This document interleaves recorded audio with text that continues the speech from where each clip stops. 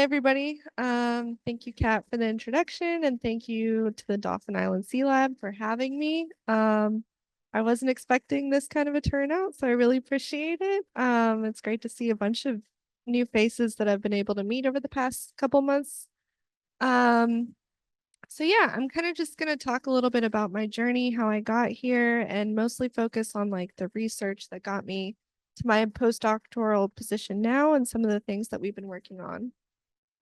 So a little bit of background on me is my research background and my education background is actually in chemistry rather than biology.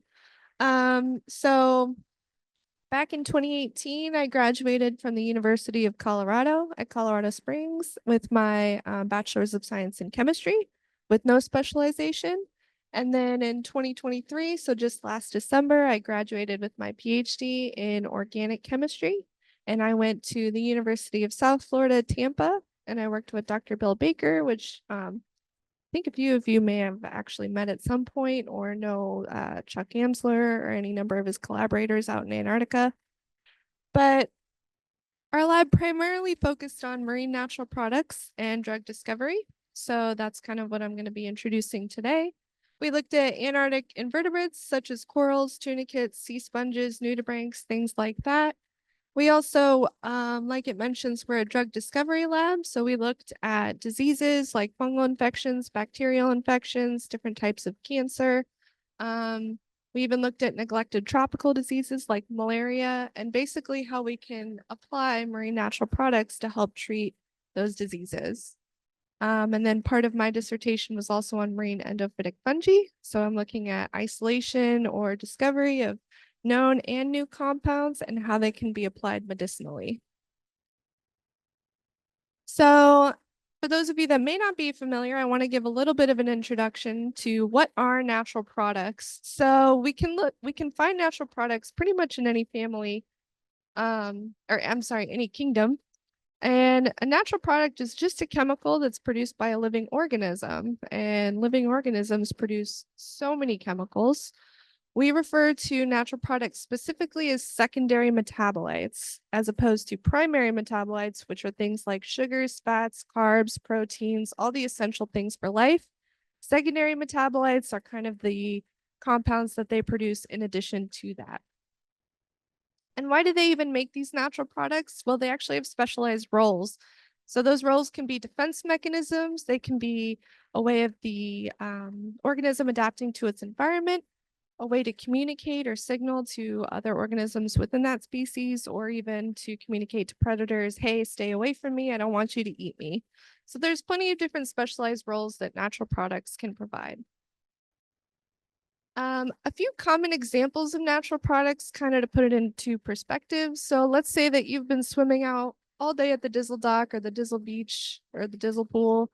Hopefully not the dock because the dock has pretty poor visibility, but maybe the Dizzle Pool. And you got a really bad sunburn. So many of us might go to the store and pick out a bottle of aloe vera. And the reason we use aloe vera is because it helps soothe our skin. But why is it actually soothing our skin? Well, there's all these different natural products that are present. Some of them might be a little bit more familiar to you, like vitamin E, which is an antioxidant, which helps with skin health. And then maybe something that's a little bit less familiar is called acemonan, which is an anti-inflammatory compound that this aloe vera produces. And for those of you that are really familiar with biological structures, this might look really familiar to a sugar molecule, which I'll get into a little bit later. Another really common example of natural products that we encounter in our daily life is just coffee. So I've got a cup right there. We drink coffee because it has this wonderful molecule called caffeine in it, which is a stimulant. It's also a vasoconstrictor, which helps just kind of increase your heart rate and give you that energetic feeling. But it also has a little bit maybe more unfamiliar compounds known as flavonoids. So flavonoids are these molecules here. There's a bunch of different kinds of flavonoids, but these are just examples. These are going to be responsible for that really good coffee flavor, that really good coffee smell, but they actually have medicinal purposes as well, such as anti-inflammatory, cardiovascular function, and gut health. So it's good to drink coffee. So where do these compounds come from? How are they produced? Well, there's these really complicated things called biosynthetic pathways. which are created by biosynthetic gene clusters within an organism. But basically, you start with really simple molecules, maybe carbon dioxide, a sugar, like we saw in the previous slide. And it goes through these complicated um, chemical reactions where now we're starting to create different types of compounds from that we call different compound classes or different compound families. So a lot of natural products are going to have these really baseline structures that we're familiar with, like nucleosides, alkaloids, steroids, but they're going to have their own twist on it. And that own twist is what makes it biologically unique, makes it biologically active against something specific. And if we look right here at nucleosides, we can say, hey, that looks actually really familiar to our caffeine structure. So we can kind of identify those really familiar parts of a molecule.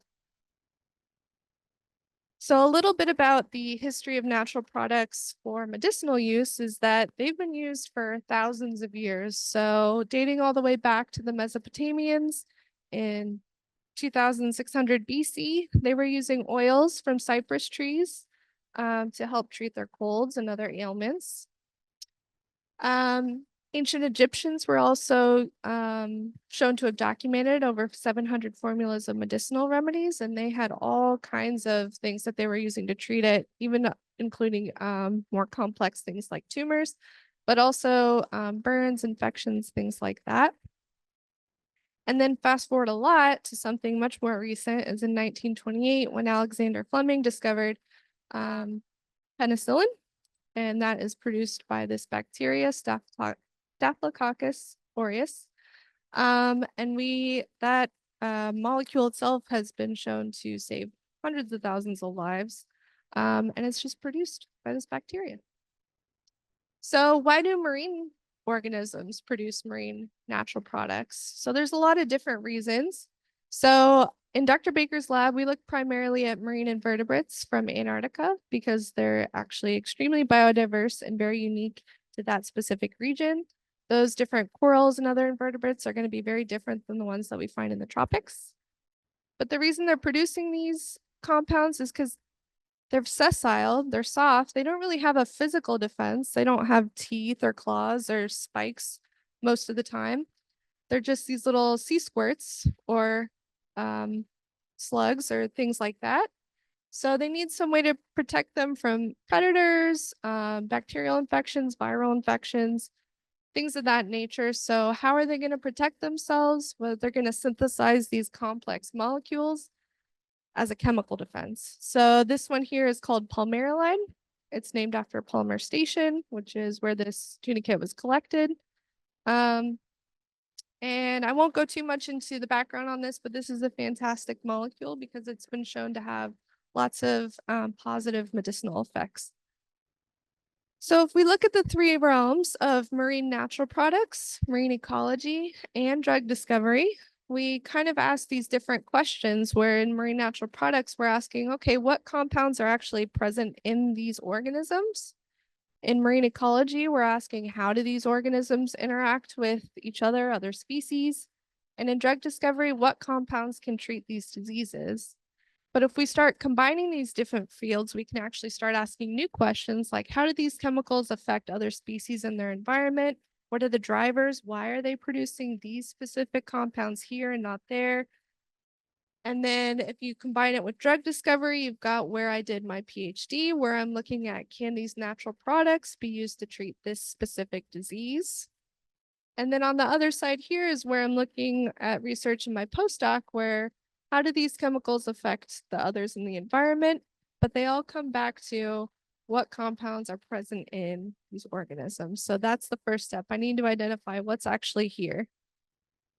So how do we isolate those natural products? There's several methods, but these are kind of commonly accepted ones, where we're looking at extraction and partitioning, which is kind of like a broad set of separation. We also do solid phase extraction, which is like a little bit of chromatography, but basically we're just playing with the characteristics of the molecules to get them to separate out. And then we also have advanced analytical technology to help us go from a really complex mixture down to individual purified compounds. So if you're starting with just one sample, one sample is never one sample. It actually ends up being hundreds of samples or tens of however many samples by the end of it, because now you're getting down to what are the individual compounds that are making up this mixture. So we start with something very crude and we move towards something very pure. And it's those compounds that we're looking at that are interesting. So jumping to where I am now in my postdoc, I've joined Alison Robertson's lab, and we're a pretty big group now. So many of the members of her lab are here in the audience, so thank you, as well as on Zoom. But we have PhD candidate Clay, a few interns, John and Jensen, a couple master's students, Ashley and Elissa, Jonna, who's a new PhD student, Angel, who's a relatively new lab tech, joined just before me, Sean Collins, who many of you might know, and Liz Murphy, who's our senior lab tech. So within the Alison Robertson lab, the kinds of organisms that we're looking at are algae, marine algae.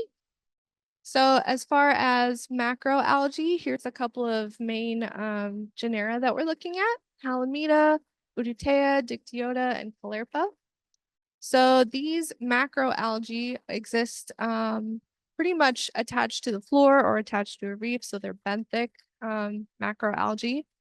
And then on top of those macroalgae exist these microalgae.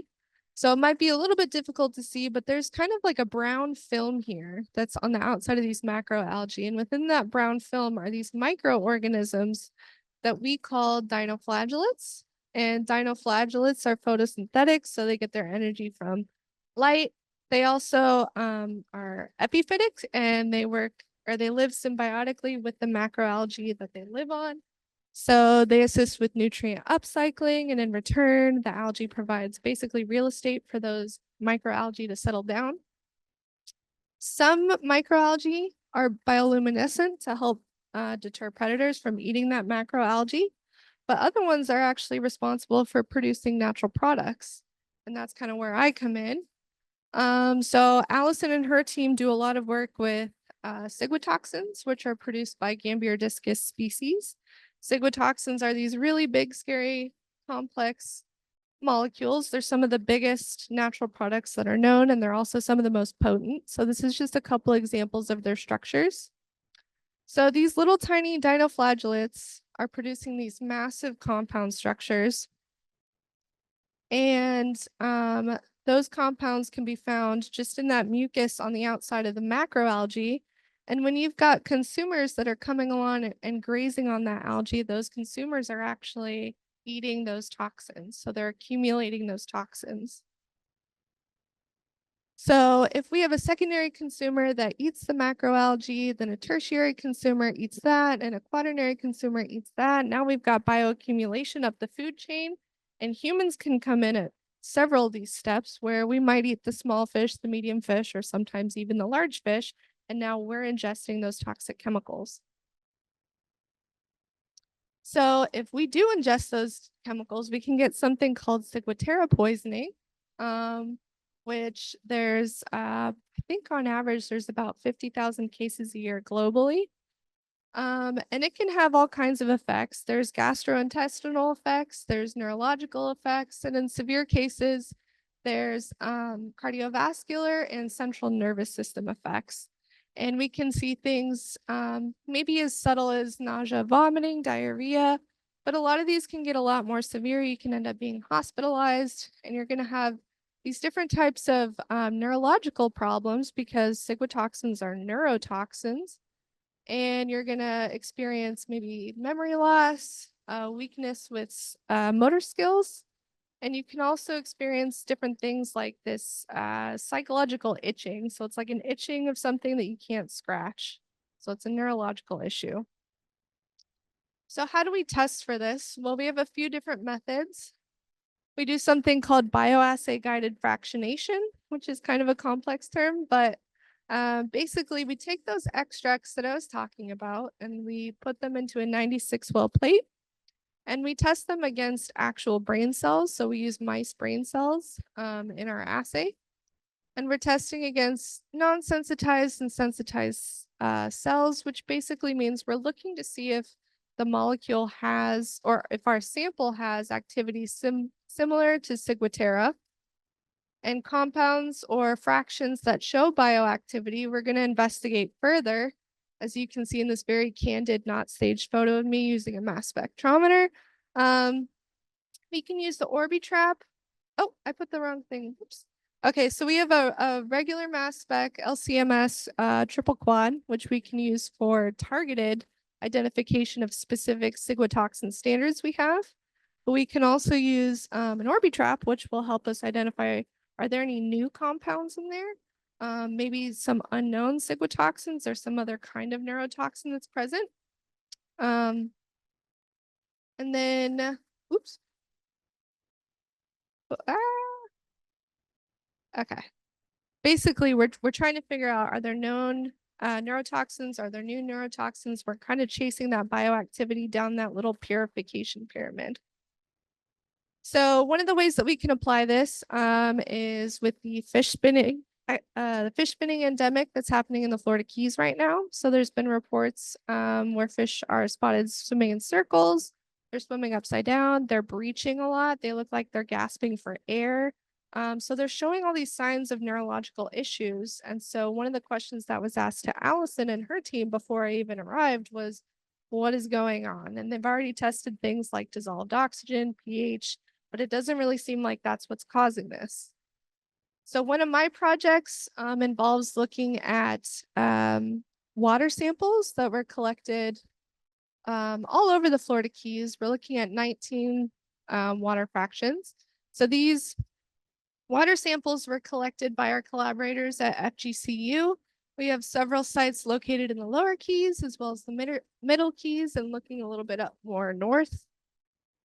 And what I'm doing is I'm taking their literal gallons. So imagine just a milk gallon. And I drove all these milk gallons up here from Tampa to Mobile.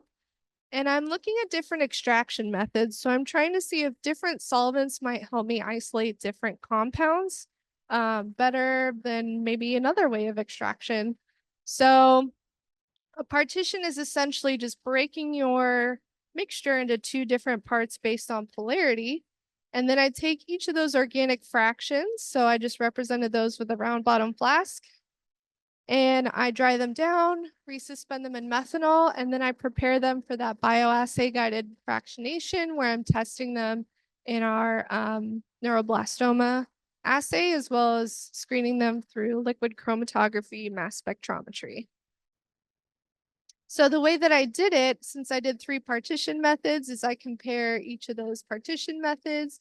Each of these circles just represents a well in the 96 well plate. I'm testing 3 different concentrations here in triplicate, and I'm testing against the non-sensitized versus sensitized cells, as well as my controls that don't have any sample in them. From that data, I'm comparing to a standard of how we expect Ciguatera to look in those samples. So if my compounds if my samples display some sort of curve like this, then I probably have something that is like ciguatoxin. In certain samples, I might actually see that I have complete toxicity in sensitized and non-sensitized cells, which means that I've got some sort of non-specific activity. That's not a ciguatoxin, but what is it and what is it doing? So a big project that we're a part of is Ciguapire, where we're linking the biological diversity of benthic algal communities and tropical reef ecosystems to the chemical diversity to understand the origin of Ciguatera poisoning. So Ciguapire is a huge part of the work that we do. We have lots of different partnerships all over the world, including right here in Alabama. And this allowed us to take a trip to Saba, actually. So a little bit less than 2 weeks ago is when we departed. And despite this quick and easy line, it was not exactly a direct trip, but if you zoom all the way down in here, you'll have to zoom in a little bit more and you see this beautiful island called Saba. So this is where our team got to stay for about a week. So we had a mixture of scientists. So there's Alison Robertson, my PI. There's me, Liz Murphy, Ashley Dulesky, Kayla Hughes, Kenzie Pruitt, Macy Nolan, Sabrina Heiser. So Sabrina Heiser is from UT Marine Science, and Macy, Kenzie, and Kayla are from FGCU, where they do a lot of this kind of sampling. So we were actually able to go down there and collect different samples from SABA, macroalgae samples. And they've done this in the past where a couple years ago, Alison and a smaller group went down to these several different sites to collect the macroalgae, look at the dinoflagellates, figure out are there cytotoxins present here in SABA. And then this year we did a lot more sites. So now if we're looking at, this is where the island is, and this is where their sites were in 2022. Now we're expanding, and there's the island there. We're expanding all the way out here into the SABA banks to get a kind of a broader range of testing.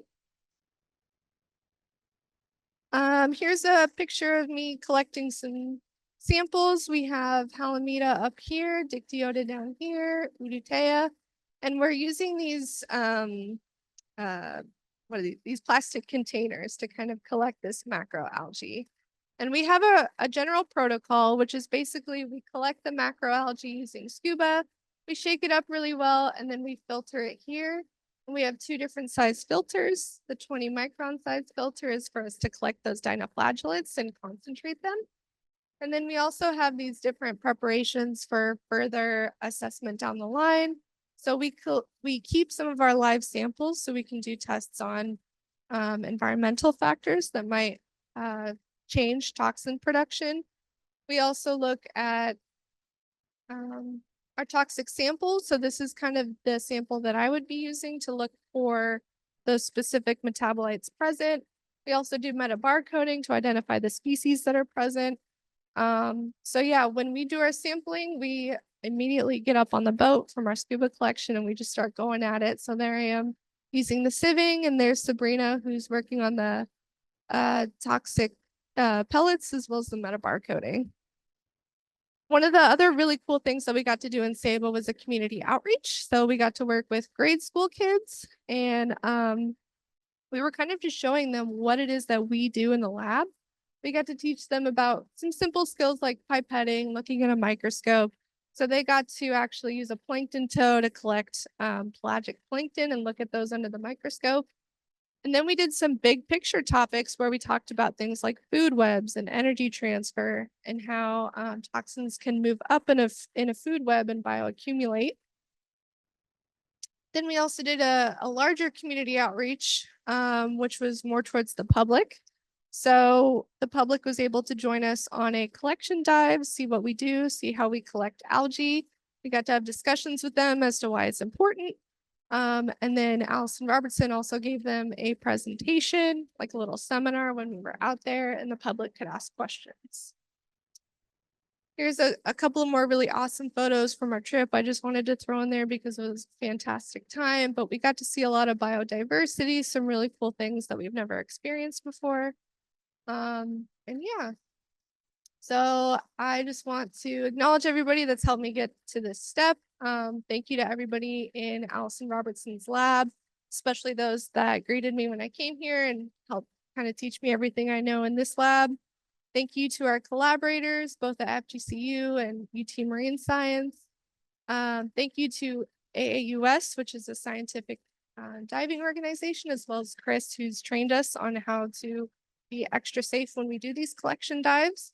And thank you to my previous lab, especially Dr. Baker and all my family back there at USF, which unfortunately is having a really hard time right now after Milton.